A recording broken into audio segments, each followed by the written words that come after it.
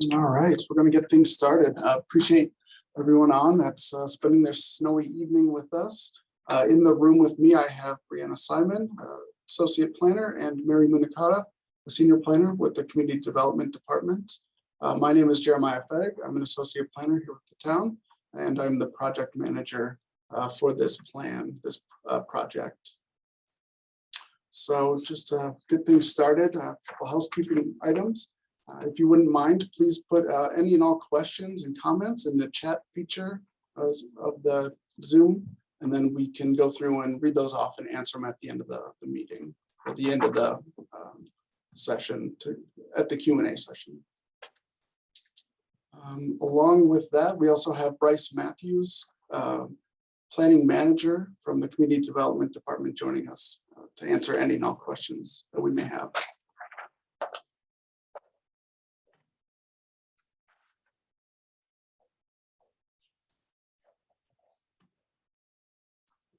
Just checking.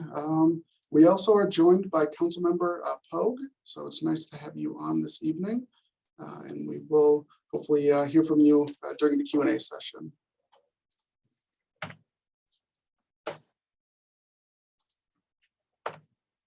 All right, so a quick little overview of the presentation this evening. We'll go through, introduce the plan and what the purpose is, projected outcomes of this plan, go through and introduce the study area, go through what we have identified as visions and goals this far in the planning process. We have some maps to present, the existing network assessment, so sidewalks, trails, bike lanes. We'll also go through some initiatives for project outreach that has been completed, next steps for this planning project.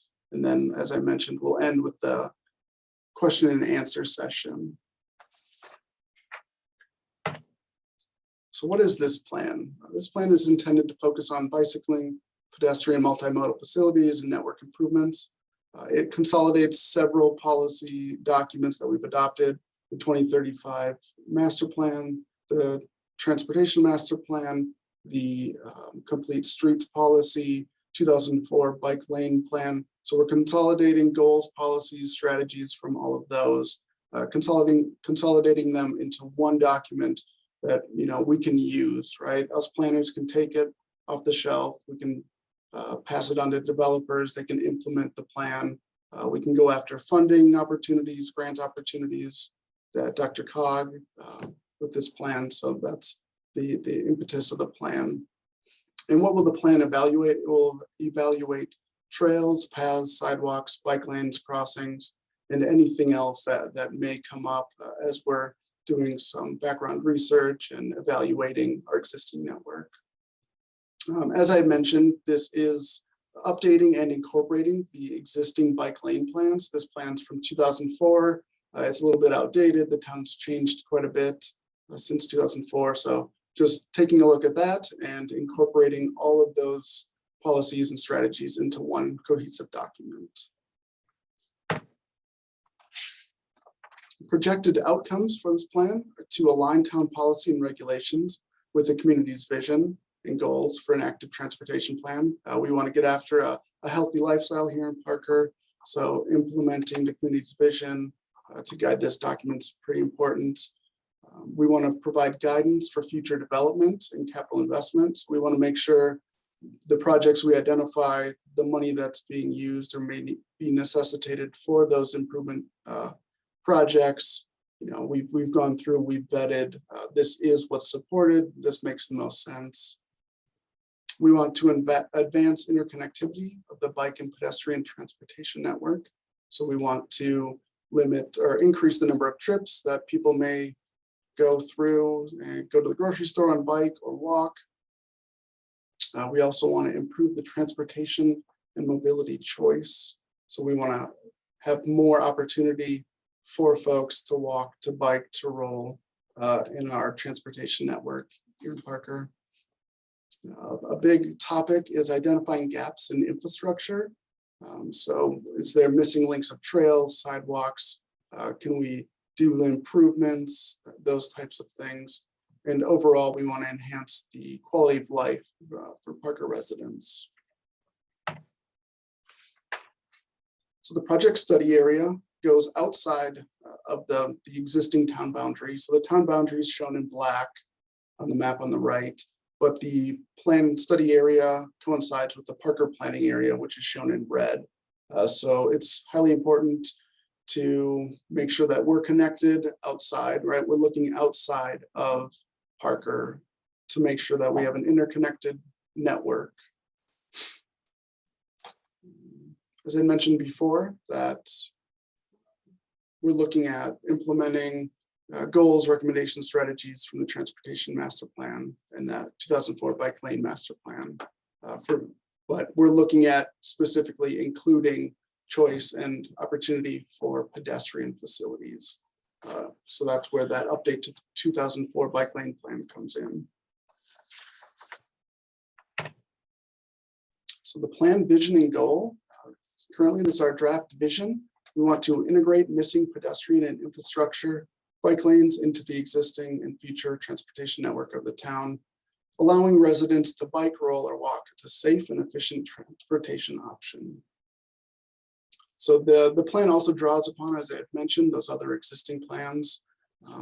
Bolded here, this is the vision for pedestrian from the Transportation Master Plan and the 2035 Master Plan. And it's Parker will develop and sustain a safe, convenient, and efficient transportation system, incorporating various modes of travel, including automobiles, public transportation, bicycles, and pedestrians. So we have that. This plan just dives in a little bit more intricately into just specifically biking, walking, rolling. So we've honed that in to those levels of transportation versus the overall network. We've identified 6 current draft goals. The themes are policy, accessibility, connectivity, health and safety, increased use, and implementation. So goal number 1, policy. We want to develop policies, standards, and specifications to promote biking and pedestrian mobility here in Parker. For accessibility, we want to promote and enhance accessibilities for all users. So once again, biking, walking, rolling, electric mobility devices, all of those things are captured in that.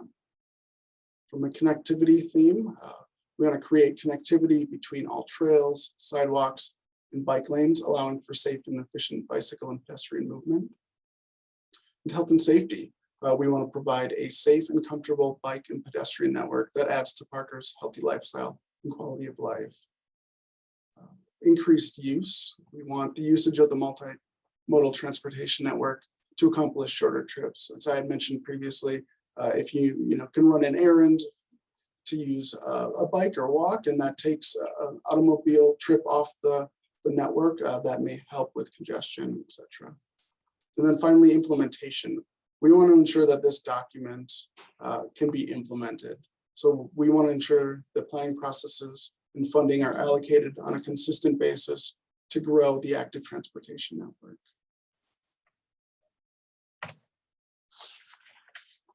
So I provided 3 maps just to show existing network. So on the left in orange, we have the sidewalk network. So you can see we have a fairly robust sidewalk network. We're covered in our subdivisions and whatnot. The middle map is the roadway bike lanes. So this has both existing in purple, and then in blue is the proposed. So still some work to do to get those proposed, put into place, but it just shows, a level of specificity for connectivity. And then on the far right, we have the overview map. So this includes trails, sidewalks, bike lanes, and then also with the open space and parks to show some regional destinations and connectivity in that. Overall, Parker has a very robust trail and connectivity network for multimodal transportation. This plan just aims to improve upon that. So something very important to our planning processes are project outreach. So we've been we've had a project webpage that we put up in the early summer. And there you have options to leave ideas, comments, pin, upload photos, all in a virtual mapping tool. To date, we've had 11 ideas posted, 41 map pins and comments on that mapping tool. So we're getting comments, getting feedback. We're seeing, oh, here's a good idea. Oh, this crossing needs to be improved. So it can be physical, it can be there's a missing gap, something like that. So that's been a great tool that we've implemented. And on the right is just a draft missing trail connections map. So we're looking at trails within that planning area and also out of, because we want to connect to the greater network, allow access and mobility beyond Parker's border.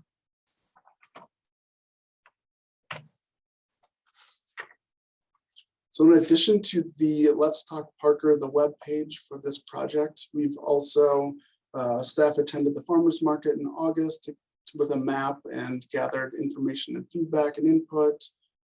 We promoted the project at the 2021 Bike to Work Day event. We posted and published a survey, which wrapped up in September. And we are also we have survey number 2, or the final survey, posted online and ready for everyone to take. And then all of this information helps guide and inform and shape this document. We want those comments to be integrated and implemented in this document. So what we've heard so far, these are just some comments. As I mentioned before, the online mapping tool, these are some comments and ideas that have been posted. Everything from, oh, I'd like to see a crossing here, or I feel unsafe here, or I love the trails. So we get several different types of comments that all help inform the plan.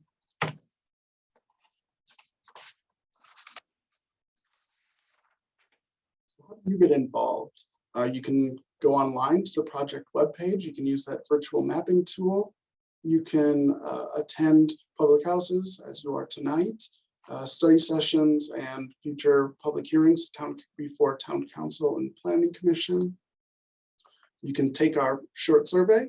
It closes April 8th, so we would implore that you do that.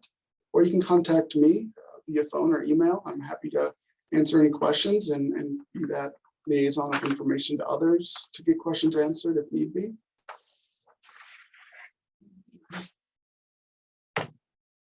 So next steps. So next steps are to draft recommendation and implementation chapters for this plan. And then we're going to post the draft plan once it's in a tidy form to go out for public review and comment. And we'll refine that to incorporate public comment. And then we'll seek, plan adoption. It's just a rough project timeline. We're looking at September for plan adoption. So keep up to date on the project webpage to find out about upcoming open houses, study sessions, that sort of thing. And then once again, I'd ask that everyone that hasn't go take the survey on the project webpage. Again, that closes April 8th. So with that, I will open it up to the question and answer session. If you wouldn't mind, once again, just please put those comments into the chat, and then staff is happy to answer those.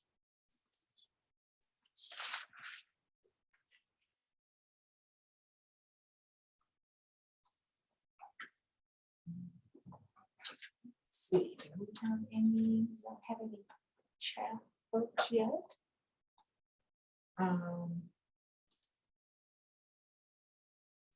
We can wait a minute or two. Yeah, we're seeing no comments. We'll just give it a minute and see if anyone has anything.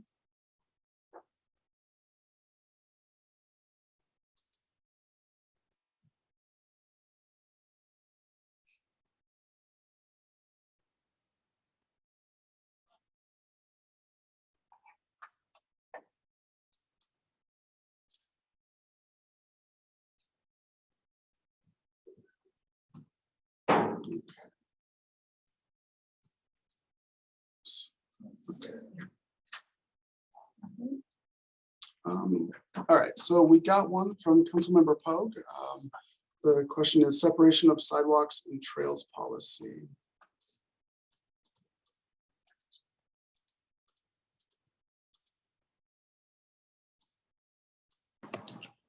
So if you'd Bryce, like, did you wanna- Jeremiah, I can answer that question. Sorry. Bryce, are you there? Yes, can you hear me? Yeah. Sorry.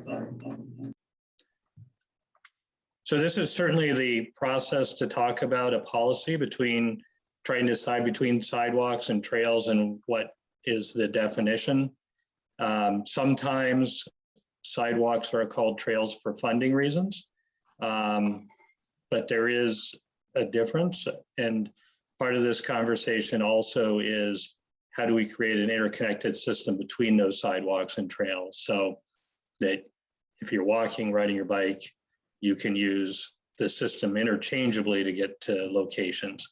But this is certainly, the planning process is certainly the time to have kind of some of these policy conversations that will then translate into implementation.